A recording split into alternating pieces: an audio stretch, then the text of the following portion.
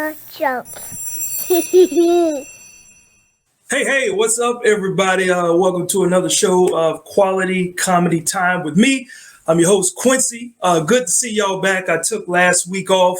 It was for other reasons, but I only got to think about 4 more of these left, and this is episode number 22. So we've had some really good episodes. If you want to see some of my past episodes, just go to my website, quincycarr.com, and on the homepage, it'll send you right to all the links. So we comics and entertainers are doing the best we can until things open up, and things are opening up slowly, but it's still not the way it was, and we really don't know when it's going to be the way it was ever again. So just staying tight on that. Now, quick shout out to the Los Angeles Lakers. I don't know how many people are Lakers fans, but I am a LeBron fan. Okay, I came up in the era where Jordan did his thing. It was like 12 a.m. in the morning. The Lakers had won 3 hours before that, like 12 a.m. in the morning, and all of a sudden gunshots.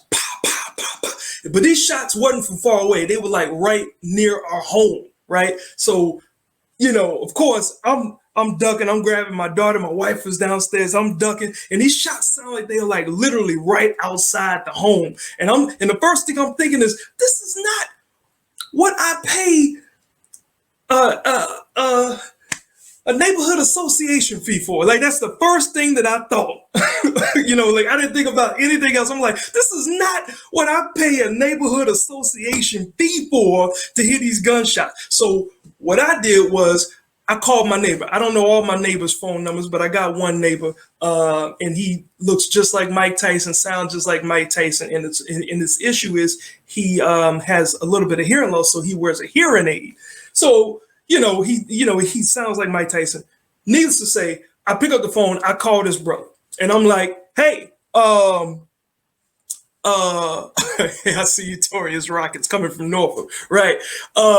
So he picks up the phone, hello, and I'm like, hey, man, are you and your family good, man? Did y'all hear that? Did y'all hear the shots? Here I am disrespecting this brother. Did y'all hear the shots? He's got a hearing aid, and he don't wear his hearing aid when he goes to sleep. So he's like, man, I didn't hear nothing. Meanwhile, I hear his wife in the background talking about, that they were shooting. First of all, when were you going to tell your husband that you just heard some crazy gunshots right in there? It was like 25 shots. And mind you, no bodies were found. Cops, surveyed the area. No bodies, no shells. So I don't know what was going on. I don't know what we just experienced. But this brother had not heard a thing. And his wife, who heard everything, was like, yeah, it was some shots. And I'm like, wow, you ain't gonna let your husband, who can't hear, know, so y'all can get up and run if you need to? So I just thought I'd throw that out there. Kind of messed me up. So I may develop some material around it. Now, let's get into my guest for today. This is going to be a very interesting one. And these things are only supposed to be an hour long, but with these guests, we look up and it's an hour and a half, but it is a lot of fun. And we get a lot of information, and you get to find out some things about comics that you just never knew. So this brother right here is no different. As a matter of fact, before he comes on, check out this stand-up clip. John Witherspoon, one of my favorite dudes, man. Pops. I love Pops. He got that snarl. That's what's wrong with you boys today. You're so sissified. So quick to pick up a gun. Put the gun down, son. Put the gun down, Craig. Put the gun down. Everybody remember Zeus's part. Put the gun down, Craig. Tiny Lester. Hey, this brother coming to the stage is good. Coming to the show. He's one of the most respected comedy bros in the game. When I say in the game, I'm talking about you go anywhere, you bring up his name, people know about this brother here. When he's not headlining comedy clubs nationwide, he's touring with the king of comedy, D.L. Hughley, amongst so many other greats in the comedy game, including Dave Chappelle and all of that. He's got appearances on TV One, NBC, and Netflix. People I'd like to welcome to the show, my homie, Bo Last Name Dacious. What's good, homie? What's happening, man? You made me sound like I was somebody. Hey man, you is somebody. Man, you showed that clip. I was looking all robust and delightfully chubby. First of all, that's a pretty big word. Robust, bro. Like Delightfully chubby, man. I was looking at that. I was like, I was so delightfully chubby. delightfully chubby and robust, man. Look, you've been doing it for a minute, and I understand that you are back out there, right? Performing in a few clubs. Yeah, I mean, we gotta work in the states where governors don't care about their citizens. so so it ain't many. It ain't many. It's like all the red states: Florida, California. I mean, Florida, Ohio, Texas. Yeah. Everybody else, all the other governors care about their people. So we can't perform in places where people are actually cared about. Man, look, for the comedy game, I guess at this point it really kind of doesn't matter the fact that you get a chance to flex your muscle again, right? Because now, how is the setup? Because I haven't been to any club, venue, or anything. I haven't stopped doing my show because they told me that it can only be like I think maybe 50 total people that I could space out in this space. So I'm like, man, I'm gonna lose money trying to put on the show. So what does it look like, and what's the environment like out there, bro? Most places we go to, I can't say most places because it's only been a handful, but for the most part, the tables are an extra couple of feet apart, and they're socially distancing us as much as possible, I guess. And yeah, it's a bottle of sanitizer in the green room. Other than that, they don't care about us, man. Just get out there and make that money, boy. Make us that money. Right. That's exactly. Now, shout out to the Orlando Improv because they had like the steamer, well, not the steamer, the little sanitizer, Ghostbusters gun shows. Like they was holding it down. So, it's only a few clubs that I've been to since the pandemic started that I see that are actually, putting safety precautions in place. Gotcha. And I know that changes a lot because It's different, man. Like it's, I hate to cut you off, but it's like it's the fun. It's not as fun as it used to be because it's far too many, precautions and worry, and you got to be mindful about everything you touch, and I still got people coming up to me with no mask on, wanting to take a picture. Like, come on, man. Like, or they got their masks, their nose hanging over their masks. Yeah. It's like, come on, dog. Like, it's a shame that they got to put signs up that tell you people to wear your mask over your nose and your mouth. Like, you don't know.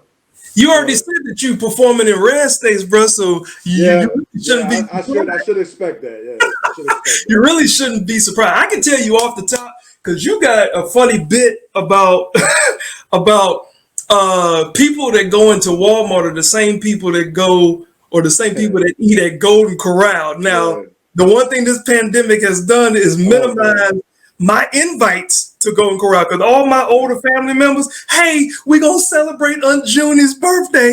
We're gonna do it at Golden Corral, the most dirtiest place. Yeah. My Walmart bet has grown exponentially because like I spent a lot of time in there, man, during the pandemic. So I got so much other stuff to say. Like it. And honestly, I was considering wearing a mask at Walmart before the pandemic because it was worthy of a mask before the pandemic. Yeah. Honestly. Yeah. And it's changed too, because I know that they're doing a bunch of those cash registers. You're able to, because it's a Walmart app that's competing with the Amazon app. Right. So all you got to do is go through, scan your stuff on your phone, and then show the barcode on the thing. You walk out of there. You know how many bros gonna try to get away with that? Come on, man. I've already bought rung up a pound of potatoes and got a PS5. So instead of the potatoes, I got a PS5. So I'm ahead of the game. It's a bunch of people that like. I'm not one of those individuals that as soon as something new pops, I gotta be there in line. People are like they still do it, and it's like the PS5s are costing what, about $5, $6? I don't even know, bro. I'm gonna tell you like this. I played Sega Genesis so much when I was young that I never bought anything else after that. Like after Sega, Hate it. Bruh, look, I played Sega Genesis so long one night, you know, they took their uniforms off and just threw them down. I was like, look, man, I'm tired. You know, it was like 4:30 in the morning. But Yeah. I played Bulls versus Lakers and all that so much. I mean, for days straight when I was It was only 17, 4 18. teams. Yeah. It's only 4 teams on those But I games. played it for so long, and I lost interest in it completely. Like I've never purchased a PlayStation except for my kids. Now, but Yeah. I don't play games at all now. Like I have no desire. Yeah, I kind of faded away from it, and now that my daughter is 10, it's like one of the sweetest things because it's like and not sweet like, oh, I'm like yo, that's sweet, like I'm playing video games with my child now, right? Like we'll play tennis against each other. This girl will hit me up and say, hey Dad, let's play Madden football again, because me and her will play on the same team. So I'll let her run the ball and do all types of stuff. So it's kind of cool to be able to play. But I got out of the video game thing for a minute, man. Cause I was I got out of it a long time. I mean, but you know, I bought my sons a PlayStation or whatever it was, or Xbox, and you know, I'm playing them. I think we were playing a wrestling game. Yeah. You know, and I picked The Rock, of course, because I used to imitate The Rock. And, you know, my son just was like, you know, he picked Vince McMahon. And when I tell you, he beat the living hell out of me as Vince McMahon. Yeah. Like I got so frustrated, I just threw the controller down. I was like, I can't play it no more. You know, like he beat me completely down. I remember that impersonation, man. It was when your hair was a little short on the sides, and you still had the mixed curl look. Yeah, I still do. I still got the curly top. It's just gray now. Yeah. I'm gonna be like, do you smell? I can't believe I used to do that, man. But I was such a fan of The Rock, and I thought he was so funny. Like, cause you know, Rock has the soul of a comedian, man. Like he says some real funny stuff. So you know, he was like my favorite guy. And plus, I was looking like him a little bit. So you know, I'm wearing the Versace shades and the open shirts, and I can do the eyebrow. Right. I remember all that, man. You talk about a long time ago, man. But before we get in that, a question that I've been wanting to ask you forever, because I've known you for all 21 years of my comedy career, bro. Yeah, it's been that long. Bro, so this is the question, man. Like, you're from Norfolk, right? Heavily represented, right? Born and raised. Okay. Like how in the hell did you become a Chiefs fan? I am so lost on that, man. Man, I get asked that a lot. You know, when I was a kid, I was a 49ers fan, you know, forever. My mother rooted for the 49ers. So naturally, I you know, gravitated toward the 49ers. And, you know, needless to say, when I was young, they were winning Super Bowls. So, you know, come 92, 93, you know, they got rid of Joe Montana. And I just thought that was so disrespectful because he had years left. And, you know, when they shipped him to Kansas City, I was so mad with the organization, I followed him to Kansas City. So I've been a fan of the Chiefs for like 25, 26 years now. Man. And so it felt good to beat the 49ers down in the Super Bowl last year. That's right. The greatest thrill, yeah. Oh, my God. Yeah, that is right, man. Like, after 51 years and no championship, and the team that y'all beat is a team that you despised for getting rid of Joe Montana. Wow. Exactly. Wow. So that makes sense. Because I've been trying to figure it out. People ask me that all the time. Like, how are you a Chiefs fan? And then I got to explain that to everybody. And they're like, oh, okay. Well, I mean, anything is better because I know in this area, you either a fan of the NFC East or the Pittsburgh Steelers. Like, it's always the Steelers, the Cowboys, and the Skins in this area. Right. And I refuse to root for either of them. You know? You know, I could care less. All I know is that my team, as always, and will still be the Dallas Cowboys with me being from Texas, right? But did you happen to see the bone or the broken ankle? I watched it one time. I mean, I was watching the game, so you know, I saw it. I didn't want to see it again. I'm the same way because I get queasy. Yeah, I mean, I don't like the Cowboys, but I like Dak Prescott. You know, he's an outstanding young man, and you know, he's a great leader and all that. And the fact that he bet on himself to get his bread.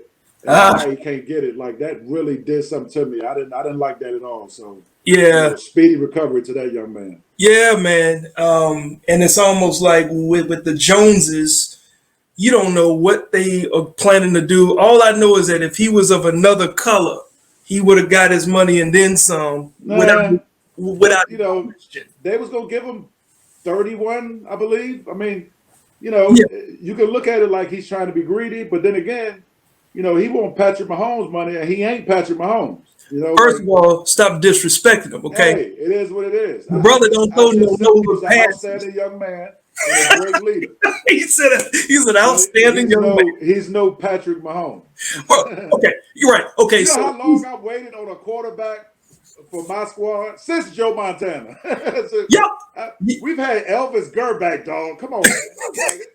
Yeah, but y'all had Alex Smith, and Alex Smith was a good quarterback. Alex, I mean, he's a solid quarterback, but the players that we got now, it's the same players we had when Alex Smith was our quarterback. I got you. So he could only take us but so far. He's a first round guy and he's out, but he's a great guy too. I mean, I like Alex Smith, but he wasn't going to take us where old Patty Mahomes boy took us.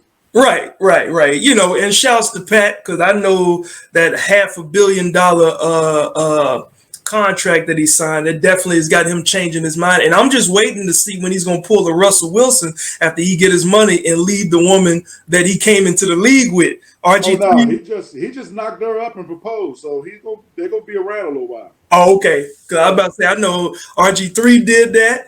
Russell Wilson did that. Yeah. You guys, as soon as they get their money, they'd be like, you know what? Everybody can't come along, Jack. Everybody can't come along. No, sir. Now, like I met you in 1999. Like that's when my career started. So here's the thing. I knew you as James Dobson, right? And is it true that the owner, manager at the Thoroughgood Inn, which was for anybody that don't know, the Thoroughgood Inn is the landmark here, or one of the past landmarks here in the Virginia Beach, Hampton Roads area for comedy. Forever grateful for that place. Yes, sir. Now, is it true that the manager made you change the name from, because you started out, or you came actually heard that? Huh? You heard that? Yeah. Wow, that is so far from the truth, man. Like Okay. I did that on my own. I mean, we had the conversation where, he would never call me Bo or Bo Dacious. And mind you, I don't want a grown man calling me that, honestly. So, that didn't bother me. Yeah. But, we had that conversation. He never asked me to change my name or anything like that. Okay. He did suggest, that he said, look, when you start sending your headshots and your bio and your package around, he said some clubs probably won't work you with that name because they're going to think you're too urban or, something like that. And, I was a relatively young man at that time. So I did soak that in and think about it. And I started going as my name. But, once I left Thoroughgood and started, when I left Thoroughgood, I think I did mainstream comedy for the first 8 years of my career. Yeah. And then I started doing more urban. And it's like a year after I left, after Thoroughgood closed, I got my own urban show. So No. You got that before the Thoroughgood closed. Right. It was right before that. Yeah. It was just natural for me to, to use Bo Dacious because, Hold up. What's up, Melvin Hooks? Oh, that's Melvin. That was my another name Thoroughgood alum. What's good, my man, up in DC, I think. Yeah, I think he is. Yeah. My goodness, man. Good to see you, Melvin. All right, Bo. Yeah, I didn't want to, black folks don't want other black folks to know their government name. So I didn't use James Dobson at Urban Nights. So I was running from the law in Urban Nights. So. All facts all day. And like quick question. So, because I remember when me and you would go show up for the open mic nights at the Virginia House of Comedy, like after doing like a workshop night at the Thoroughgood Inn, and you remember how crazy it was. Because do you think the Thoroughgood Inn kind of held you back from relating to the black audience, or do you think the Thorogood Inn helped you understand how you had to convert when No, in front of I don't think Thurgood hindered me in any way at all because they showed me how to be a comedian. yeah, But there is a difference in an urban comedian and a mainstream comedian. We all right, know that. So, right, but it was on me to be able to relay my material and make it universal. So, essentially, when I started doing urban nights, I developed an urban act. And, that's what I would take on the road with me whenever I did, black spots. right, But my good old fashioned Thurgood education, still enabled me to do a mainstream act whenever it was needed. So, as I gotten older, I've been able to just do both of them at the same time or merge the two and just, when you're able to do that, it puts you in a total different, planet doing yeah, comedy because you don't offend the mainstream audience as much yeah, because there's certain things you just can't say in front of a mainstream audience that you yeah, can, and vice versa. So I was able to merge all of my clever stuff and things I had with callbacks and well-written bits, and yeah, I was able to still do that in front of urban audiences because I still kept my edge about me. So that's the only reason it worked. Other than that, it's on you to be able to become a comic and yeah. not just a mainstream or urban comic.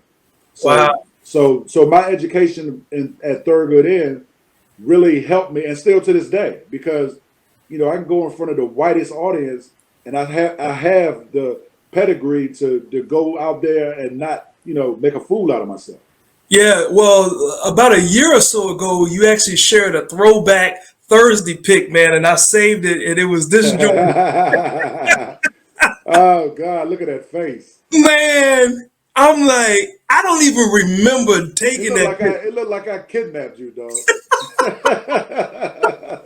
Come in here, boy. Man, That was my 27th birthday party. So that yeah. was because I ain't had a birthday party since then. I remember. Wow. Yeah, my 27th birthday party at the Broadway.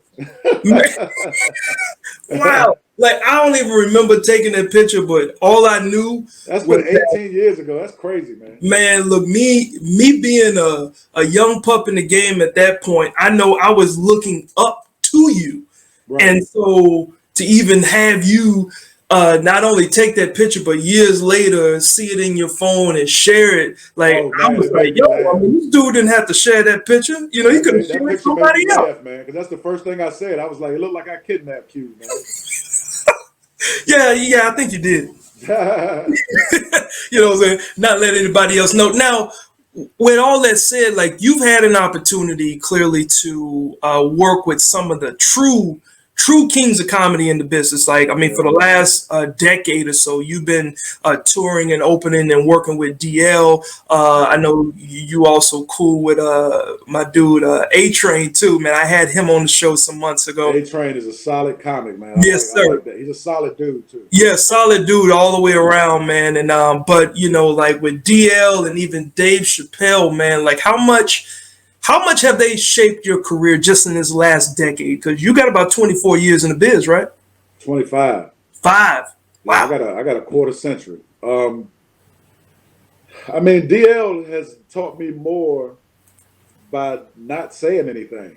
Mm. Like I just watch him. Like he's very gracious, and amongst a lot of other stuff that I learned what and what not to do being around him, Yeah. and I've learned how to carry myself as a true professional, which is I had that at Thurgood anyway, but Yeah.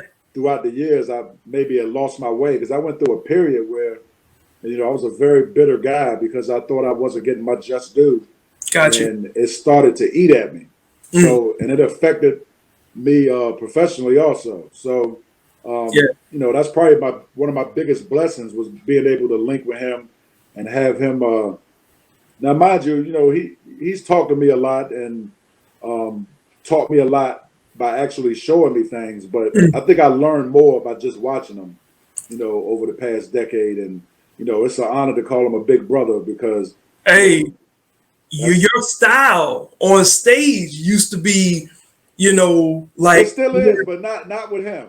Like right. but when I first started working with him, I would come out like I usually did. I would come out with like, baseball cap, Yeah. sneakers, Louis belt, because that's the way I dress still. But I would just look at him and I'd be like, that boy's sharp, like he would come out, I used to be like, man, like you just jumped off a wedding cake, like he would be that sharp. And I Mm-hmm. remember the road manager at the time, pulled me to the side and he was like, look, Bo, I ain't trying to tell you how to dress or nothing. But he was like, you this big, handsome dude and you can sing. And he was Yeah. like, ladies love you, man. He said, once you start dressing up is when you're gonna really start getting, ahead in this game. Yeah. He was like, it's gonna change you once you put on a suit. And I'm just Yeah. like, for me, I'm an ex-drug dealer, so Yeah. people who wear suits were squares to me. You know what I mean? Like I was like, look at this square. So it never dawned on me actually until I heard someone that gave a damn about me. Yeah. About my career and the trajectory of my career. Tell me honestly what he felt. So I took it to heart and I went and got a suit. And I remember the first suit I bought was a gray suit from Macy's. It was a Ralph Lauren. I think I paid $99 for it. And I bought like 3 different ties and 3 different dress shirts, and I rotated that suit, man. Yeah. I made it look like a different suit time I wore it. I And remember. I remember yeah, seeing you because the first thing I remember saying, "What? Bo rocking hats and bow yeah. ties." And I said, Well, now I'm "Somebody." just dressing age appropriate, man. Like I'm 45. I shouldn't be, and honestly, another thing, like one show I got off stage and, I had an older couple come up to me and, they were like, the gentleman was like, young man, I appreciate you dressing up, man. He's like, Nice. we spent $200 a night. And when I pay that kind of money, when I go out, I want to see somebody sharp. He was like, I don't want to see Timberlands and a hoodie and all Yeah. that. So that resonated with me. And I was like, okay, I'm on to something. And that's when, I started taking it over the top. And now, I'm competing with that guy now because, DL come out sharp, man. Yeah. He's never not sharp. Yeah. So I keep him on his toes because I come out sharp now. Oh, So that's dope. yeah. That is dope. Now, let me quickly address Tori, one of these viewers. His brother said, "I just got to say this, Quincy. Why you got your hat on looking like out of Out of BC. from the wire?" Hey, man. Because it's good to be human. Sometimes I just gotta change it up, Tori. All right. Now let me wear a Scully because it's Scully wearing season. You hater. All right. Yeah. Now you've also worked with and been around the late John Witherspoon, who I couldn't remember his last name, but also Charlie Murphy, bro. And I know that Charlie Murphy's the guy that linked me with Dave Chappelle when I opened up for him in 06. Right. And I think a lot of people remember that. I think Catherine mentioned it was at the at Chrysler Hall. Man, I remember being so proud for you because I went to that show to watch it because that was the show where he was kind of doing a tour to explain why he had left. This was the first date he did after he supposedly went to Africa and smoked crack. Yep. Like he flew a plane over all the crack spots in America to go to Africa and smoke crack. Go to Africa. Yeah, I did the first show with him. Yeah, man, I remember that, man. I'm sitting there, I'm sitting in the crowd like, yo, I know this cat is up there. And of course, you open the show up, and it was just you and then him, and so like, that's what made it dope. But as far as like Charlie Murphy, like I understand that you got a funny story about Charlie. Oh, wow. Edibles. Tell that story, man. Man, he gave me a brownie, man. And I used to be a lifelong smoker. I smoked marijuana for 30 years probably. Yeah. 25 or so. And this was my first edible experience. And he gave me an edible and I ate too much of it. And Man, I was, bro, I was losing it. Like after about 45 minutes to an hour, I was just like, I just remember that night. And I mean, I was offended, man, because I was like losing my mobile skills, and and they were laughing, like him and uh, what's the guy named Ski, the light skinned chubby guy that used to travel with Oh, yeah. Eddie Griffin. They used to travel with Charlie Murphy Um, too. and he wore a hat too. Yeah, I forgot. Yeah. He played on Malcolm and Eddie. He was like the mechanic. Yeah. Oh, I Toastman can't guy. remember his name. I'm mad that I can't remember his name. I'm ashamed because that's my guy. But Yeah. he was there, so they were both laughing at me, dog. Like, and I just remember feeling like a slinky. I couldn't even walk. Like it's like my body was just doing this. Yeah. And I remember stumbling over to the garage from Funny Bone. I just got in my car, and I was like, man, I'm just gonna stay here. And I went to sleep, and I woke up. It was like 7:30 in the morning. Oh look, now you said something about like sometime either during that day or another time you were still on the high and you went to see a baseball game and you were mad because the ball never came down. Man, look, I don't know what any of that would feel like, but I mean, I can imagine. I mean, man, big shout out to Charlie Murphy, man. I know it rocked a lot of people, including another one of our own guys, Jay Farrow, who Charlie Murphy got out of the 7-5. Took him under his wing. And so I know it rocked a lot of people. And Charlie, from what I understood, was just such a really, really, really down to earth cat. Yeah. So,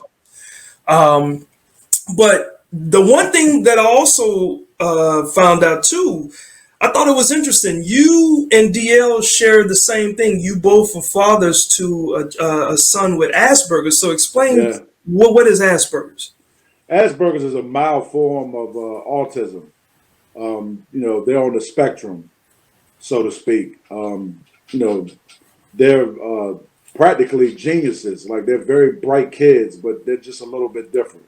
Mm-hmm. I started noticing early on that his occupational skills were a little bit, delayed. Yeah. Like it took him a while to finally start talking when he should have been talking already. Like it was just gibberish, and he was failing to make eye contact, and he wasn't very engaging and loving and stuff like that that his brother was. So we took him to the doctor, and they diagnosed him with Asperger's. But they still thrive in society, but they're just a little bit different. He's a brilliant kid, and I just remember I can't draw anything at all. Like look, my writing skills is worse than a doctor, but my son can draw. Like I don't know where he got that from, but I remember at like age 6 or something like that, he drew like an entire episode of SpongeBob, and it was point on. I just remember like crying because it touched me. I'm just like, man, he's artistic. Yeah. Like he, I wish he would take up, drawing for a career, because I really think he could be a cartoonist because he was so advanced at that age. But he lost interest in it. So yeah. When you and DL realize that y'all both are in the same position, like both have artists. We both have sons with Asperger's. We both, had street life issues. We were young, and we got so much in common that we didn't even realize at first.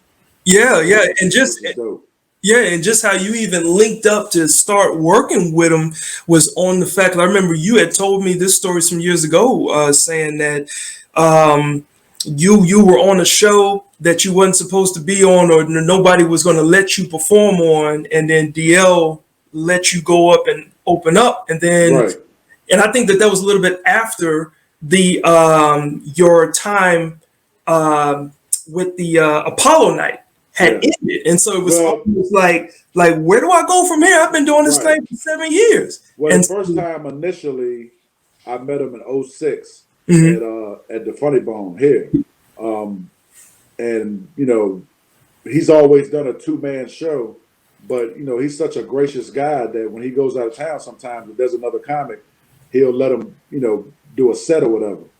So the manager at the time at Funny Bone, was like, I don't know if you'll be able to do the show or whatever. And I just remember showing up, and he was like, oh yeah, let him host, you know. So I hosted the show, and I think I went to Cancun that Sunday, so I didn't do the Sunday show. And you know, we talked so much on, you know, that Saturday night, and I found out that he was born here, like, you know, like we're from the same soil, and we just had so much in common. It's like we hit it off. It was like I've never mentally, you know, engaged with someone like that and found out so many things that I didn't, you know, that I had in common with someone. And you know, some years go by. I didn't, you know, ask to come on the road with him or nothing, but I think 3 or 4 years went by, and I ran into him again at the Funny Bone in Richmond. And you know, after Apollo Night wrapped up in 2012, you know, I saw that he was at Funny Bone in Virginia Beach, and I came up there, and you know, I was telling him, I said, look, man, you know, I walked away from the only thing that I had, you know, as far as Apollo Night. You know, it's like I had, you know, which is unprecedented, man. Like I had an urban comedy night for 7 years. Yeah, I know. You know, I still think about that sometimes. I'm like, man, I don't think that's been, you know, I'm in a small, you know, prestigious class of black comics that had urban nights. Like it's only, I think D-Ray and Guy Torrey that had their urban night longer or about the same. Yeah. You know, it's like I'm in their territory as far as having an urban night and it lasting, you know, because urban nights, it's like grand opening, grand closing, you know, like opening night, somebody shot, and they're like, well, that's the end of that. But yeah, and I'm so proud of that, man. And that's just one of the names that the show carries. I mean, you talk about it's a urban night, N-word night, you know, Black night, fight night, black night, everything, and so it was always so many things that were going against you. But man, that's such a great story about, you know, how you got put on, and it's all about relationships. So yeah, that's right. I didn't finish that. Like I told him that I walked away from Apollo Night, and it was done. Yeah, and I remember him saying, "Well, you can come on the road with me," and you know, I'm just like, "Come on, man, really?" He's like, "Yeah." So my first gig was at Caroline's, and I had never even been to New York outside of going to New York to get, you know, to bring crack back to Virginia, you know. So I hadn't gone up to New York to perform ever, you know. Right. Anytime I went up the turnpike was to get crack. So I'm like, man, I'm going here in a professional capacity, like, you know, I'm performing at one of the most prestigious clubs in the country, you know, and that was like one of the doper weekends I had ever had, and I just knew, you know, that was July 2010. Yeah. So it's been 10 years, honestly. And, you know, that was one of my dopest weekends ever. And so many things happened in that weekend. And I'm just like, man, I look forward to getting back on the road with him. And now it's like I've traveled the country and to other countries with this cat. So nice. Yeah. Nice. Man, and it's like I said, man, it's all about, you know, right place, right time, right person. So right place, right time, saying the right things for the right person to hear. It's so many different parts to moving in this world, not just in the business, but just in this world. So that is definitely dope. Now, what I always like to do at a certain point in the show is go to, I got a segment, it's a fun segment. I know I didn't get a chance to tell you about it, but you should enjoy it, man. It's called Going Completely Off Topic. Okay, so you know, just bring up some things. I got like 3 things that I'll ask you, and just answer it as serious or as funny as you want to ask. You know, or answer it. So the first question, going completely off topic. All right. Have you ever passed a hot, stinky gas on stage and blamed it on the front row? No, I've never blamed, but I've definitely done that. Yeah. Like bro, I don't think there's a predicament on stage that I haven't been in. So anything that's to be done, I've done it. That's why I don't eat before shows. I get asked all the time, "Hey, look, do you want to eat?" No, I don't want no butter because I move too much on stage, and then I'm human, so I get a little nervous. I get the butterfly. So man, I did that joint one time, and it hit the people in the front row so fast, like it had just left my body, and you saw the look because they were like, Yeah, they swallowed some of They start looking around. So yeah, so I definitely know I've done that. And I see, hold up, a few people got some questions. We'll definitely ask those questions when we take a quick break here. But so you're just saying that you've done it, but you just never blamed it on anybody in the front row. Yeah, I claim mine, dog. You say I claim, oops, mine. sorry. Yeah, my bad.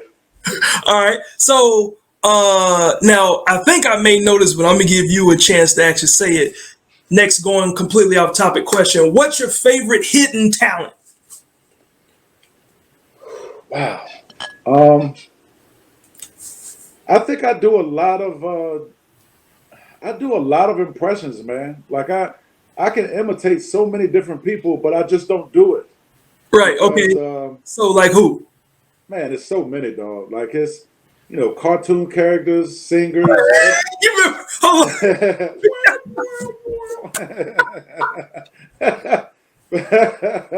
Man, we used to laugh so hard. And I forgot what it was, but I knew that was gonna be brought up at some point during this interview.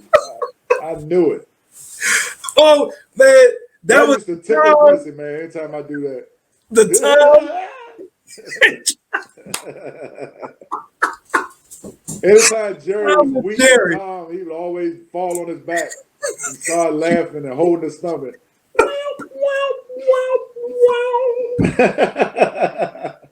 Every time I see that now, I think of Quincy. Jerry weak. Yeah, he'd be weak at times. All right. Well. Yeah, but I never really did a lot of impressions because I saw too many impressionists get pigeonholed, and I think I've never in my career wanted to be that guy. Confined. To be somewhere out eating, and they'd be like, "Hey, I never wanted. I watched Paul Rubens, like he'll never be anything but Pee Wee Herman. Yeah, and for a minute there, for a good 6-year stretch, Ricky Smiley couldn't go nowhere without somebody screaming Lil Daryl. So right. I'm just like, I don't want to be known. I mean, it's a blessing and a curse to be known for something that people want you to do all the damn every single time. So I just stay away from impressions. But, I still sing sometimes on stage and imitate guys. There we go. So now, because I know that that's one of your favorite hidden talents. A lot of people don't know that you can sing. So sing a note like this. Oh, come on, dog. No. I've seen it. It messed me up because what you did was we went and did one of the open mic nights at the Virginia House of Comedy, right? You changed your set because we were going to go up and perform comedy, and the crowd was so rough, and it was like poets and singers and all that. This brother said, "Man, Quincy, man, bump this. I'm just going up there and sing." I just went up there and sang. And you went up there, and I'm like, this dude can sing. See, that's the thing. When I was in third grade, I couldn't do that. Yeah, because we had to do material. So, man, that's something like I still think I may have missed one of my callings because I tended to gravitate more towards stand-up comedy. But at some point during my career, which was right around that time, I said, man, I'm going to start singing because I had an itch to do it. So I could. Here's the thing: I could only sing in settings that I didn't have to be serious because that's when I can't sing. Nice. So if I'm making fun or just being trying to be funny, then I can I'll hit a note and people be like, damn, that boy can sing for real. Right. So I learned that early on when I was in chorus in high school. Yeah. That I couldn't sing whenever it was a serious situation, like it had to be something comical for me to sing. Man, look, it blew me away. I had no idea that this brother was like another Teddy Pendergrass. I'm like, this brother is singing, and of course I go up there and get booed off the stage. I said, this brother knew something that I didn't know that night. Bro, I smelled it. I said, man, I'm gonna end up getting booed if I go up there and do some Thurgood material. Right. And I fell right for the okie doke, and I went right out there and did that joke. Now, here's the final, going completely off topic, and this is very, very serious and very sensitive, man. And I want you to answer this thing the best that you can. If you were Joe Biden and you won the election and Trump did not leave like he said he wouldn't leave, what would the past Bo Dacious and current Bo Dacious do to handle that situation? Wow. Well, I mean, when it comes to Donald Trump, there is no past and present Bo. Like, it's just the old me is just going to be there, and you already know what's going to happen. He going to get these hands. I want to get some serious hand therapy. I wonder if Trump has ever had some hands thrown. No. How? Come on, man. As disrespectful as he is, he's never been properly motivated by hand therapy. That's a good question. Yeah, he's never been properly motivated. Properly motivated by hand therapy. Look, he's never had it. Bro, I am 44 years old, and I've gone on record and I've said I've never had a physical fight with anybody that wasn't a family member. And I done been in the Navy. I done been around some hood cats, and it just never turned into a fight. So for me, so I don't know how I would handle myself. So I would think Trump would be the person that you don't know how he gonna react unless you hit him with a sleeper. Yeah, he'll get the one hitter quitter, man. Like I'm older now, so I don't I don't have those strong feelings of hatred, that I once had, but he has a healthy disdain for me. Because he just hasn't. He ain't leaving, Bo. Yeah, he just haven't had a healthy dose of hand therapy. Like, and I know that's what he needs. Right. If somebody, gave him some good hand therapy, he probably changed his tone a little bit. Yeah. If he knew that was an option to get a good dose of hand therapy, he would change. Like, anytime he's about to say something, and if somebody was on stage, on the side of the stage like this, he'll change his tune. Now, meanwhile, my wife is taking shots at me because she know that I talk people to death. She talk about Quincy would just talk the depth out of him until he left. Look, that's my only way to escape from having a fight. I've never had to throw them hands. And now I've always told cats, you can talk about me, you can verbally abuse whatever you want to abuse about me, but don't touch me. And that has always been enough, because cats been like, well, I mean, Q said don't touch him. I mean, I don't know if he about it or not, but it's work, Bo. So I'm 44. Not many people can say that they got this far in life. If you can get out of it, get out of it. I mean, trust me, man. Look, I'm a hood dude to the heart, but I avoided conflict as much as possible. Yeah. For vanity issues. I was like, man, I'm better looking than these raggedy ass dudes. I don't want them scarring my face up trying to make me ugly along with them. So I avoided conflict as much as possible. He said for vanity. Nice. All right. Well, look, I'm going to drop you backstage, and we're going to come back and finish off the rest of this interview. Let me plug my sponsors real quick. Okay. All right. All right. All right, cool. Oops, wrong button. Drop you back. There we go. All right. Hey, people, thank y'all for tuning in so far. Thank you. And if you guys haven't shared, if you got a question, I'll definitely read and ask that question. I know a few of y'all did ask some questions. One big shout out again to my sponsor, TGX Live. If you guys are interested in any of like checking my comedy special out, it is running on tgxlive.com right now. It's only $4.99. Too young for 40. Definitely support black on black businesses. All right, this ain't black on black crime unless you're not supporting black businesses. So I certainly do appreciate y'all. And if you're also interested in t-shirts and my products, I got Too Young for 40. I got I Strive to Be Perfect but End Up Being Human t-shirts as well as this t-shirt here. This is a great t-shirt for the times. Get out there and vote. So come on, let's do something. So let's stop sitting around. But the cool part about these shirts, they glow in the dark too. So Yeah, so it has an even tougher message. And this saying, if y'all don't know, it came from my performance on True TV's Laugh Tracks, the bed and breakfast bit. So if you haven't seen it, just look it up on YouTube and you'll see it. But that was a funny phrase that people said, you got to make a shirt out of that.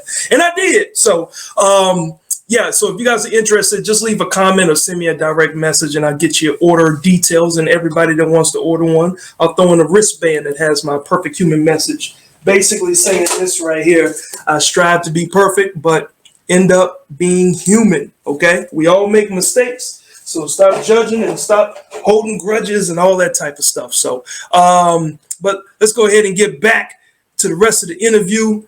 Bo Dacious here, man, and you already said you don't like a dude calling you Bo Dacious, so it just slipped out, bro. I meant to say. That's another thing that I've been asked a couple times, like why the Bo Last Name Dacious? Yeah, and it was because of that. It was to break it up, because I just, I had too many grown men calling me that, and it just made me cringe. Like especially if they like drag the S out or something, like yeah. Bodacious. Yeah, no. You didn't. 05 or 06, what 07. My name is Charlie, last name Wilson. So that's when I started doing the whole Bo Last Name Dacious thing, because it just made it sound better to my ears. Because I've been doing comedy way too long. I can't be the artist formerly known as. So right. I'm not going back to James Dobson. So it's just gonna be. Bo be this Last Name Dacious. Hey, I feel you. Like once the branding is set. Now I got a question from my wife, and I got another one from George Berry. But this one is: now that you're returning to the stage since COVID, how did you keep your material fresh while in quarantine? That's actually a good question. I didn't keep it fresh. It's just with the return to the stage for a lot of comics, a lot of my friends are just now going back on stage. I think I did 14 weeks without going on stage, which is the longest that I had ever, like, as long as I've been doing stand-up, 25 years, I've never taken more than a week or two away from the stage. And that's what made me sharp. You need those reps.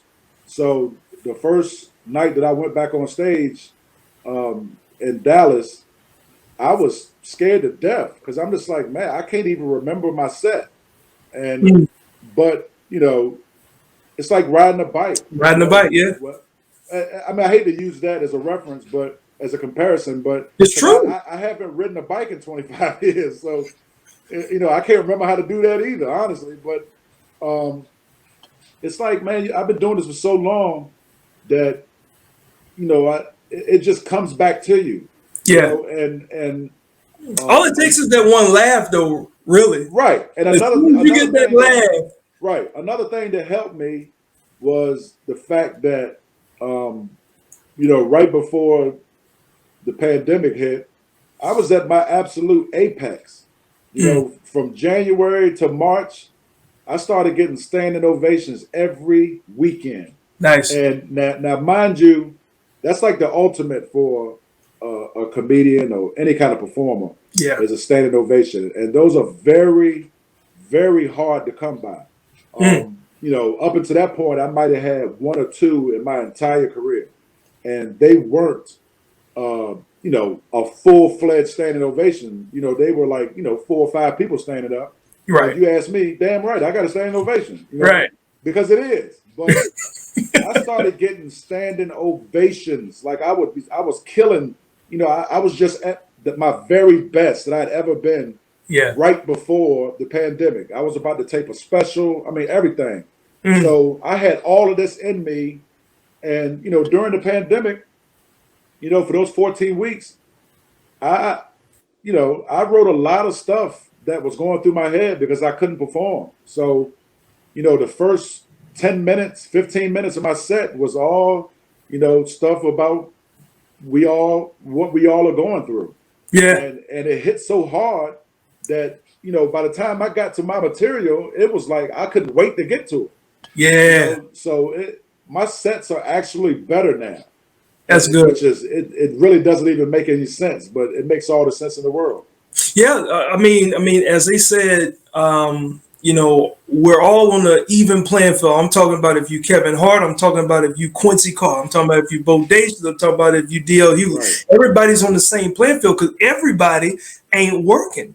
And if you're working, it ain't really what you were used to doing. So if It's you not as fun no more either, man. Like, right, it really and if is. you don't take this time to grow, to develop, to find out who you are, Yeah. I mean, then you missing the opportunity. You have to allow your suffering to transpire to the stage.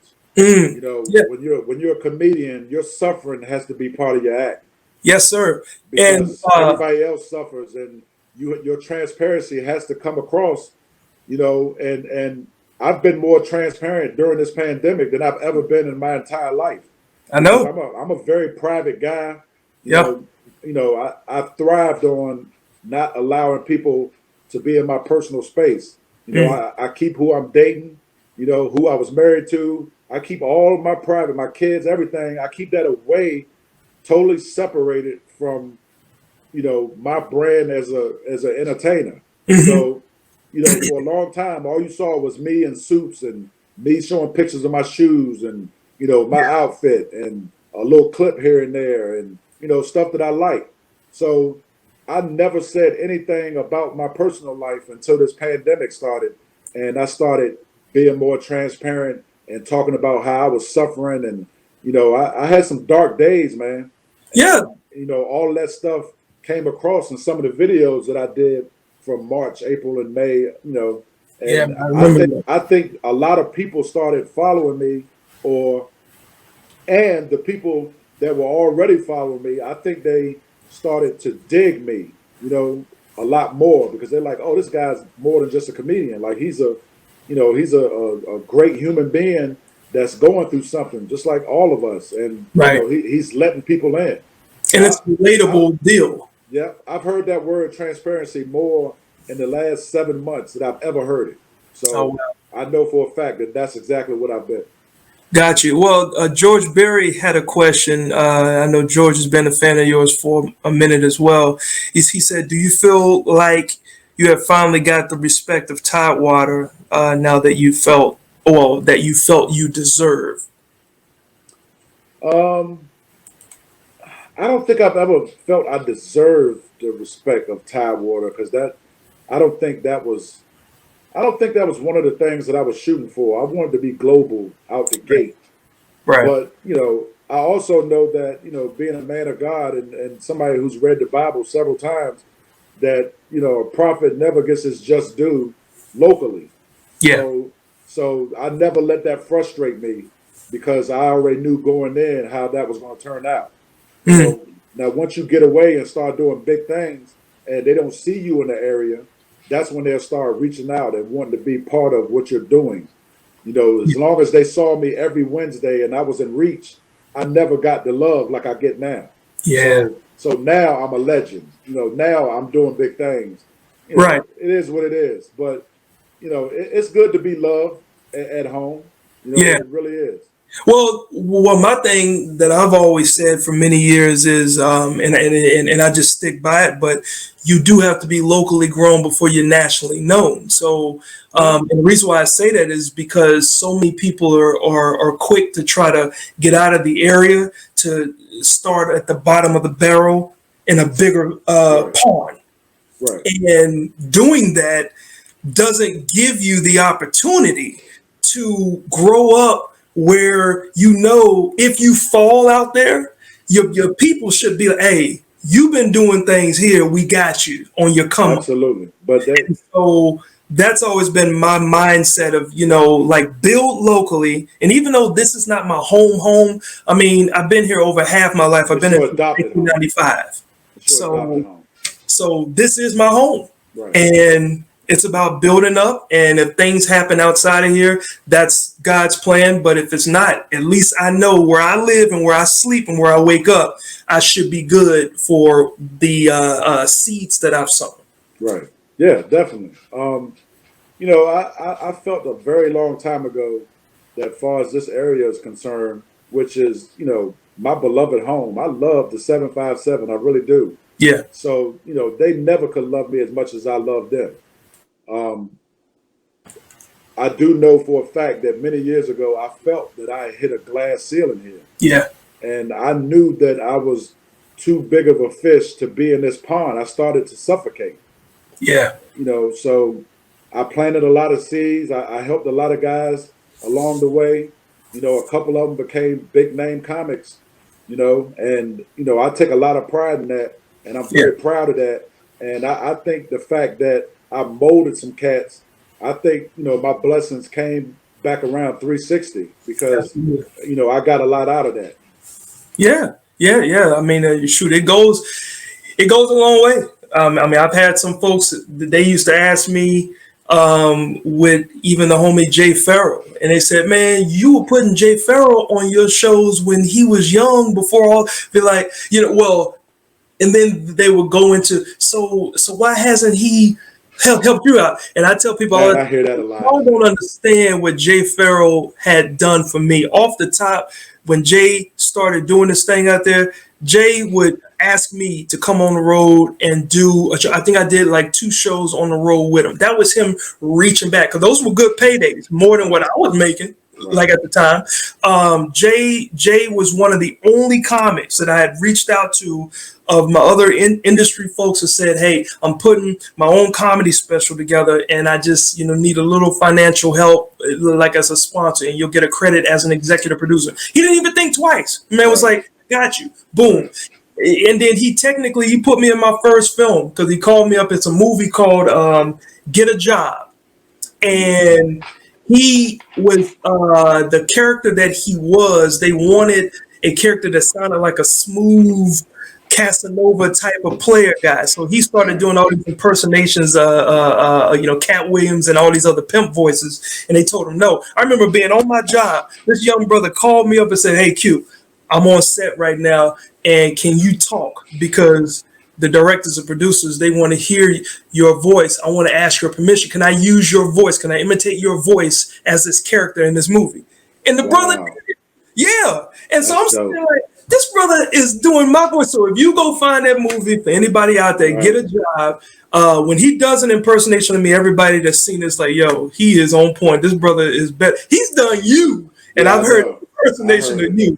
Yeah. So I don't too much get into all that. If people think, because people are going to have their own mindset of what they think you did for somebody else, why haven't they done for you? Like, y'all have no clue what people have done, and I'm blessed. I'm blessed enough where I can do what I can do to give back too. So it's a great point that you made. And my next thing is, like, you're a multicultural, aka. Let me start lying. You black and white, bro. So mixed. Mulatto. Never shied from being a mixed kid, and I'll never forget a bit you did. I heard for the first time at the Thoroughgood Inn years ago. It was the how your family how your Thanksgiving holiday meals are with your family, man, and you say you make a reference to gays, and this was back in the early 2000s, right? Where you can actually get canceled for nowadays because everybody is so sensitive. But you use the word faggot, right? But it was such a great bit and such a great line, and it was that bit needed that word in it. That's why I can't do it no more. Right. So just with that, like, how are you able to navigate knowing that this is cancel culture season and anything that you used to be able to do, even if it was funny, now you kind of got to walk on eggshells? Well, I'm a grown ass man now, Q. Like, I've experienced so much, man. In a quarter century of performing, I've been in every foreseeable situation you could think of. And I've seen what people get canceled for. I've seen what you can and can't say anymore. Like, I know what you can and can't say anymore. Yeah. And I just, some of my funniest bits I couldn't do now, Right. But, that's just a symbol of growth. And I don't, I'm at a point years ago I could care less if someone liked me, Yeah. and you can't be that way. Someone has to like you, man. For you to excel and go to the next level. That's true. Someone has to like you. You have to build relationships with people, and that's something I never really cared about because I've always felt like my talent would trump everything. I just kept saying, man, I'm the most talented cat around here. Like I'm gonna make it regardless, and Yeah. that's not true. Everybody needs somebody, man. And Yeah. Hey. once I started embracing that, and I always stayed in my own bubble. I congregated with guys, but I never, really had friends. So that's what kept me at a certain level for so long because Mm. I didn't build friendships and relationships. And, I did thousands of shows, my own urban night. I should have been exchanging information with these cats, these headliners that were coming in and doing their rooms. Mm. And, so I ended up being bitter because I didn't take initiative to do the things necessary to progress. Yeah. So I sat around and just like one day it dawned on me. It's like, man, I have to start opening up and calling people and, just, how you doing? Yeah. When I would go out of town, my shows would be, nobody knew who I was. So there would be nobody in there. Right. So, I started going out of town and going to the malls and taking flies with me and kissing babies and all that and started, filling those shows up, man. Cause I'm just like, I'm wasting my talent here. Yeah. So Yeah. once I started, taking, cause I never wanted to help the next comic because I felt like everybody wanted what I had, which, a lot of cats did. Everybody thought they were worthy of having, what I had. As far Yeah. as, that urban night at Funny Bone. I Yeah. had so many cats that thought they would take that from me. Or, I'm like, nah, this is mine. This is me for me to give away, not to lose. Right. Like that's something a lot of people didn't understand. I don't care if what else you got going on, and this is all I have. But I'm Right. great at this, and I got people that come here just to see me. They don't give a damn about the headlines. Right. So I had built a following, but I wasn't using it the right way. Yeah. So, I wouldn't give, because one thing you don't do is you teach somebody how to do your job. Right. So I didn't open up. I didn't give guys advice. I just kind of stayed to myself. I didn't hurt nobody, but I didn't help nobody, which is hurting yourself. I remember that, man, because like there were times where, because I even question it as your peer. Like I've always been like business minded, right? And so I remember asking you and said, "Look, man, well, why don't you taking control of the fact that this is your night and you can have more control about who gets booked on the show." And I remember your response, "Q, I ain't trying to do all that, man. I'm just here to get my little $50 and go home." And I it was learned like, earlier not to man, rock the boat either, man. right. Because for the simple fact that that's kind of hanging over your head too. That okay, you are our guy, but if you step out of line, there's plenty of guys waiting to take your spot. Mm, So with that being said, I didn't rock the boat a lot. yeah. But once it got near the end, and I saw that they didn't give a damn about who was coming up in there because they knew that I would carry the show. Right. That's when I stopped caring. Yeah.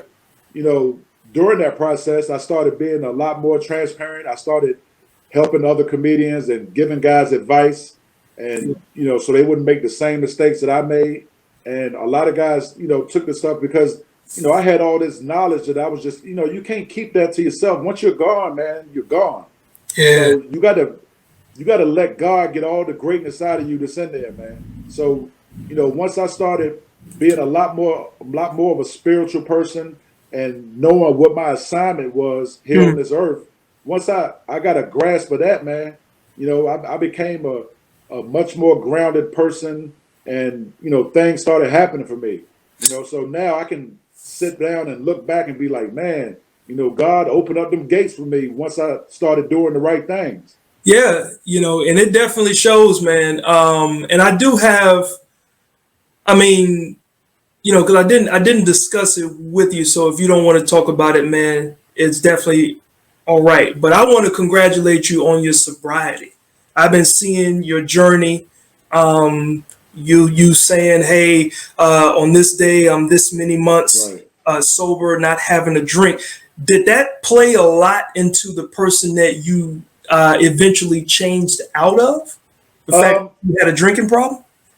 I didn't really have a drinking problem, like, and that's the thing when people say, you know, reach out to me and be like, "How'd you do it?" I'm just like, I decided I wasn't drinking no damn more. That's how I did it. But the thing is, I wasn't an alcoholic. It's just alcohol became part of my life because it was part of what I do. Mm, When you go to a comedy club, people are throwing drinks in your face. Drinks yeah, are there. It became part of my act. It was the suit and the fedora and the cigar and the bourbon. Like it just became, a part of the whole gig. yeah. So, the more I worked, the more I drank.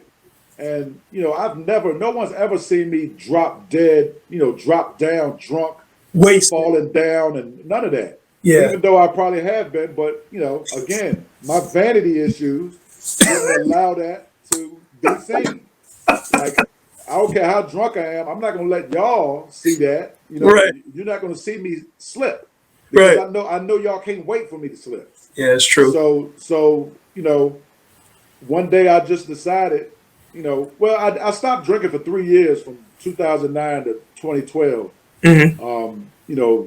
But that was a different, a whole different ordeal. Like I had too much one night, and the next morning it was like one of those I've never felt this way before, Yeah, and I stopped drinking and smoking at the same time. So this time it was just like, I think I've had enough because when I started back drinking in 2012, I started going hard, man. mm, And it's because I'm a big guy, and my father was an alcoholic, and I got the gene. Like I can consume a lot, without falling down. hmm, But as we all know, you can't keep consuming alcohol in large amounts like that because sooner or later you're gonna start looking old, yeah, and it affects a lot of other things. So mm, I just decided I had enough, and I stopped drinking. And especially throughout the pandemic, I had something that I could fall back on and look at and celebrate because there wasn't a whole lot to celebrate. yeah, yeah. Well, I mean, it's like I said, like as a, as somebody who's known you pretty much, well, not pretty much, I've known you my entire comedy career, and there were maybe I know that there were like some highs and lows for me being acquainted with you because I can't say that we were friends, and I'm not sure Right, that you even say, but we were acquaintances in the right, game, right, and there were times where I was just like frustrated and I'm like, man, I can't believe this cat is acting like this towards me. And then there were times where I was like, yo, I mean, like me and this cat is on the same show together. So, right. just the camaraderie. I mean, like when I texted you and you hit me back and said, man, absolutely. Like, Yeah, yeah, I'm like, man, that's like it's a relief. Not because I didn't think that you were cool with me, right. but when comics want to, you know, chub it up with other comics and there's no hate and distinction and well, why you ain't never called me for this, and there's a lot of that goes on, and so that's why for me, somebody like you and a bunch of other people that have been on this particular show, it does make me feel like, maybe I do have, a better connection with people that I thought that I didn't think I had. Well, it wasn't that we. See, it goes back to what I said. I kept people at a distance, man. Yeah, Because I never been the friend type. I just always had people I was cool with because right.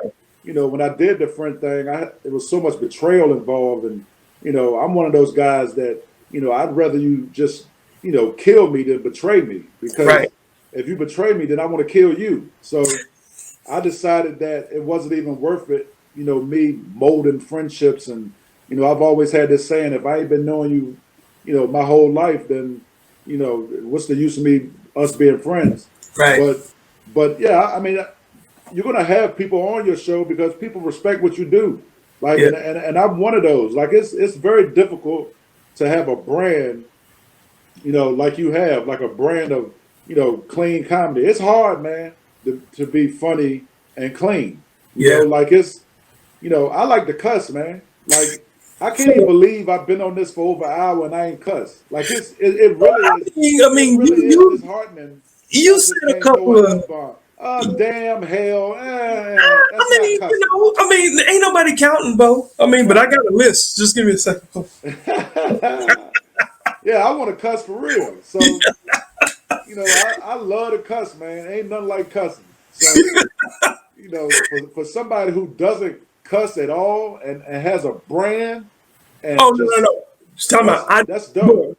I got a foul mouth. I Yeah, tell but that makes it even more beautiful that you can do that, man. Because there's a lot yeah, of people that don't go to comedy clubs because it's nothing but filth. right. And I'm part of that filth. Sorry, but I like to cuss. You know what I mean? Like, it ain't nothing like letting the MF off. Like it's such a beautiful word, and I have such a I'm a very articulate guy, as you can see, and all that, but ain't nothing like ending a good articulate sentence with a curse word. Like it's such a beautiful thing. So, I could never, I'm not going to say that because, I did your show before. Yes. So I can do clean. I have done corporate stuff. And I remember what you said to me afterwards, and this was, gosh, I can't remember. I think it was like maybe 2013, 2014. But after you did the show, because I just had you do 25 minutes, and I had a lady. She was the headliner. Right. You came off that show, and I think you said "damn" like maybe once or twice, right? And you came up and said, "Man, look, I know I said damn. I wasn't supposed to say any curse word, but for me to only say two damn, that is a 25 damn minutes, miracle." Right. And then you looked at me and said, but much respect for what you're doing because it's not as easy as it looked, but I actually feel good. Like when you told me that you felt good knowing that was your very first clean performance, right? I was like, I was the reason why Bo did a clean. Wow. So money will make you do some things, man. So man, I held that high, man. And before we get out of here, I have to say this.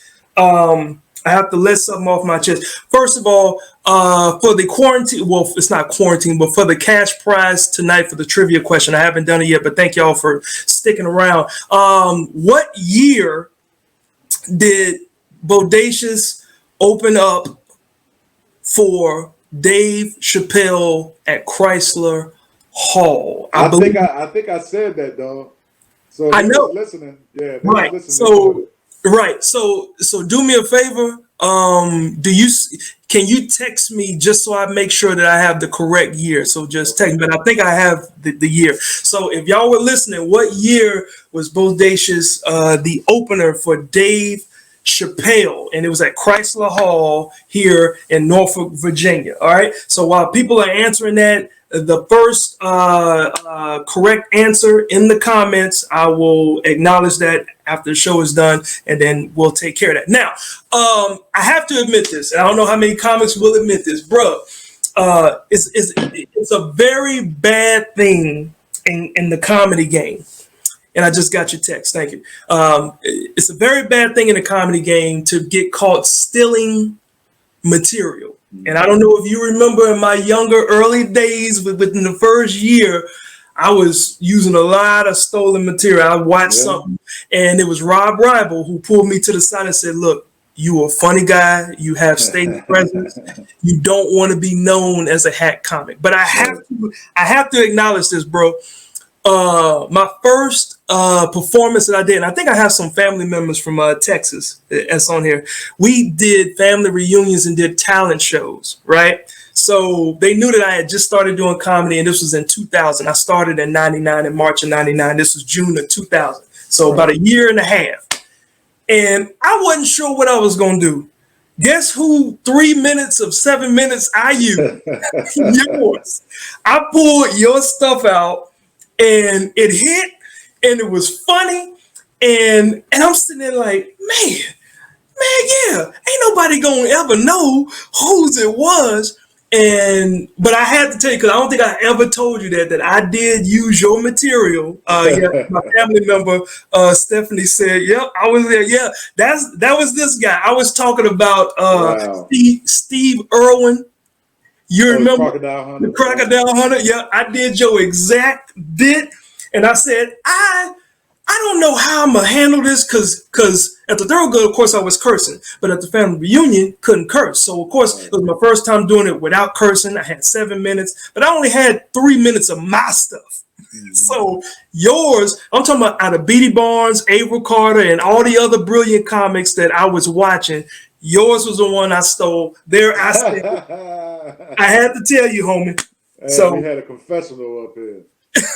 yeah, but like, what is your feeling about comics that's knowingly doing it at a time in their career where it's like, you know better? Because it's like I said, after that year, I knew after Rob pulled me to the side at that point, I made a pact and I said, I don't want to ever feel like I need to take somebody else's jokes ever again. Well, at Thurgood, Rob was the hack police. So, right. Yes. So he was definitely. I mean, he pulled me to the side when I first got there. So, yeah, he was the hack police. But you start developing a healthy respect for other comedians once you start doing this for real, man. Yeah. And once you discover how hard it is to come up with great material, yeah, then you know that's a serious no-no. When you come into the game, you just want to be funny. Right. And because I did it. Like when I came in, I did some stuff because I just wanted to be funny. Right. My primary goal was to be funny, but I didn't know how big of a sacrilege that was. Yeah. But as you pick up a pen and start writing and get frustrated, and spend that entire year coming up with just 10 minutes of good stuff. Right. Then you like, man, I wish somebody would steal this damn joke. Now you listening, other comics go on stage, I'd be like, as soon as they say something remotely close, I'm like, boy, you better not. Now you're gonna get this hand therapy now. Right.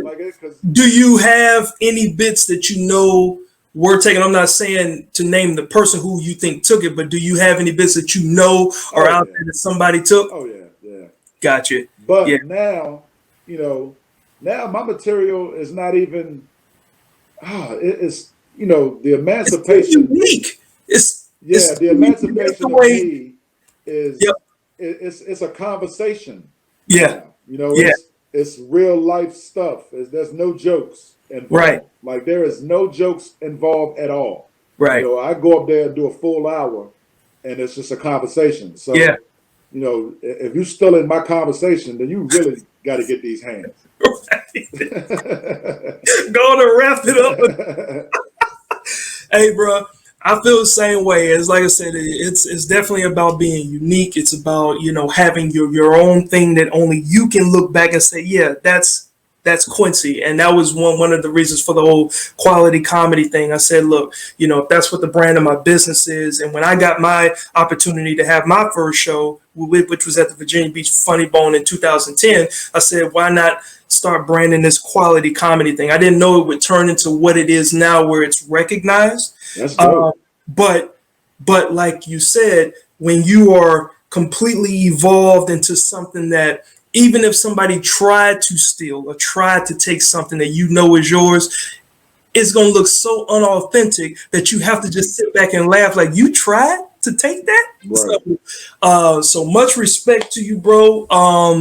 Let these people know where they can find you. And once again, people, that trivia question is, what year did this brother here, Bo Last Name Dacious, open up for Dave Chappelle at Norfolk's Chrysler Hall? That's your hint. It was at Norfolk's Chrysler Hall. So I'm sure y'all using your Googles and all types of stuff to try to find it. But the first person to get the correct year, I don't care about the month, but the year, I will contact you and get this. Tell them to go to my MySpace page. MySpace. Hey, I was going to ask you a question like, when was the last time you remember posting on MySpace? But I can't even remember. I just remember seeing that I had moved to Facebook. And one day I looked at my MySpace and I said, why am I still logging in? Yeah. And then I just left. Like, that was the last time I was there. I just left. But tell people how they can follow you. If you got something that's coming up, man, plug it. You got a Cash App. People shoot them some cash. Oh yeah, man. If I can get some tips, definitely. My Cash App, first and foremost, and more importantly, is $ Bo Last Name, BOLASTNAME, Bo Last Name. Okay. And that's also my handle for Twitter and Instagram. Yep. Bo Last Name. If you put that in, mostly anything I've done or will be doing a show up. Okay. As far as what I got, I mean, man, I'm just easing putting my feet in the pool, man, and easing my way back into doing stand up again with all the precautions. I'm in Cleveland at the Improv this week, so if there's anybody in Cleveland want to come through, and I think the week after is like a Stress Factory. Yeah. Other than that, man, I'm just slanging these T-shirts. All my big brothers out there. Ain't no joy like a big old boy. Hold up. Let me put you up. All right. Ain't no joy like a big old boy. Hey, yes, man. Y'all definitely support that, man. Much love to you, Bo. Because like I said, man, it's not easy being in the game. I know cats that were in it and they kind of fizzled out and they said, man, I just can't do it anymore. Well, I don't know how to quit. This game will beat you into submission, Yes, sir. man. Yes, sir. But like I said, I started, just accepting some things that I couldn't control, and I had so many people rooting for me, man. Like, I had a guy one day that just came up to me and was like, damn, bro, when you gonna make it? Yeah. And at that point in my life, I was so offended by that. I'm just like, I already made it. I'm just like, when you carrying furniture, do you feel like you made it? Like I think I got nasty with him, but it came from a good place, Yeah. But I was so frustrated that it just resonated with me in a totally different manner. Yeah. But some of us, all of us aren't meant to be stars, man. Like some of us just make a good living, and just out here serving this medication. Like I'm in a good space, man. God has worked all through me, and I know my assignment. Like I'm here making people happy and making them forget, anything that's bothering them, and that's a joy all in itself, man. I'm very much at peace with that. Hey, Crystal, I got inbox me thing, and I got these, and I got these green ones right now, but I got some different colors coming in. But and Crystal will definitely support. Shout out to you, Crystal. That girl has, I think, just about every shirt that I sell. So much love to you, Crystal. A mother doing it out there, and her son is named Quincy too. So he comes into the shop to get a haircut from me. So shout out to you, Crystal, for supporting live comedy, and for anybody else, definitely support this brother right here, Bo Last Name Dacious. Again, congrats on your sobriety. Thank you, man. I don't know if it's sobriety or just the fact that you stopped drinking. So total sobriety. I don't get high no more. I don't drink. It's just now that I don't get high, I drink, man. I know now that life sucks. It really does. I feel all these pains now, man. Got nothing. Now I know all the stuff that y'all been complaining about. And I've been smoking and drinking. I've been numb for so long.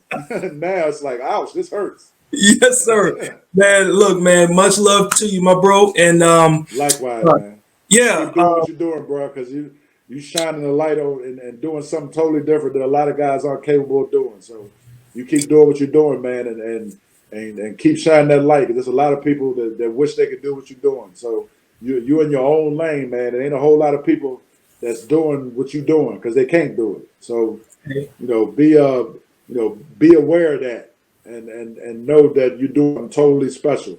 You too, Catbird. I love you too, Catbird. Oh yeah, Cat. Yeah.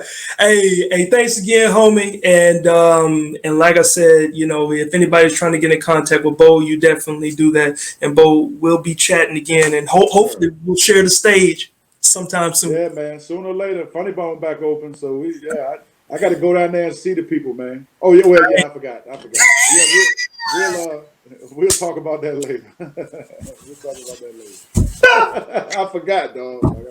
I forgot. You know what that situation is. I forgot, man. It's been so long. No, man. Hey, look, it's all good that it's like there's no grudges or nothing. It's just like I can laugh at it. It's just a difference of opinion, and that happens. Right. Yeah. Right, that's all it is. But much love to all the comics and all the young comics in the area and young veteran comics and even veteran comics that's getting back out there, because I know the Funny Bone did open back up. So I know like Skeeter G is proud because he's happy because he's opening up for I think Gary Owens. And then a few other cats. So, man, y'all keep striving, y'all keep growing, and that's my message to everybody out there, man. Look, it don't matter when you do it, how long you've been doing it. The fact is, do it. Take that torch. And God will take care of the rest. So thank you, my man. Yes, sir. Thank you, man. Yes, sir. Peace. All right. All right, folks. Look, we went, I think that was the longest I ever went, but it's like I told you, like that was for good reasons. This dude, great guy. And I appreciate everybody else that has stayed and tuned in. Yeah, thank you. Shoot, I'm trying to put all y'all up now. Laverne, Catherine. I love you, Catherine. I mean, we all go back a long way. And Miss Bird, wow, just great to see you. My man, Tori, thank you for being here. George, Barry, I ain't seen you in a minute. Trying to see, is there, I know my family out in Texas, Stephanie was tuned in, Crystal, and Facebook user. I'm not sure who this Facebook user is because you probably didn't authorize StreamYard to show your name, but you do not have the correct year. I just wanted to put that up there. So for the question that I asked, what year did Bodacious open for Dave Chappelle at Norfolk's Chrysler Hall? Some people said, I think George said 2010. Then he came back and said 2006. Trying to think. No, so it is 2006, George. But it looks like Shannon, I believe, Shannon was the one that got it first.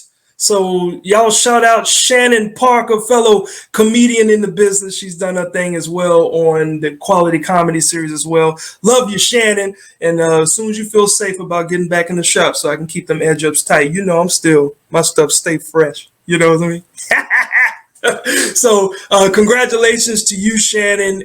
Thank you, everybody else that tuned in and chimed in. And again, got my t-shirts. Come on, let's do something. It is time to vote. So this is a good message for voting. Don't let anybody not register to vote. I think the last day to register to vote is sometime this week anyway. But get out there, vote, get out there and do something, okay? Don't forget these shirts do the words glow in the dark. So it's a good message, whether you're trying to get some nook from your booski wooski, or you're just trying to encourage people. Come on, let's do something. So it's got a positive message. And of course, I got my regular I strive to be perfect, but end up being human t-shirts and that message as well. So if you guys are interested, you can hit me up in my inbox. So just leave a comment and I will get back to that. But much love to everybody.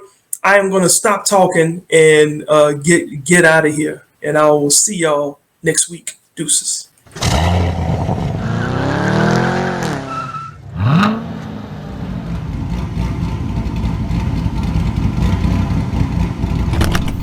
Daddy Chuck jokes.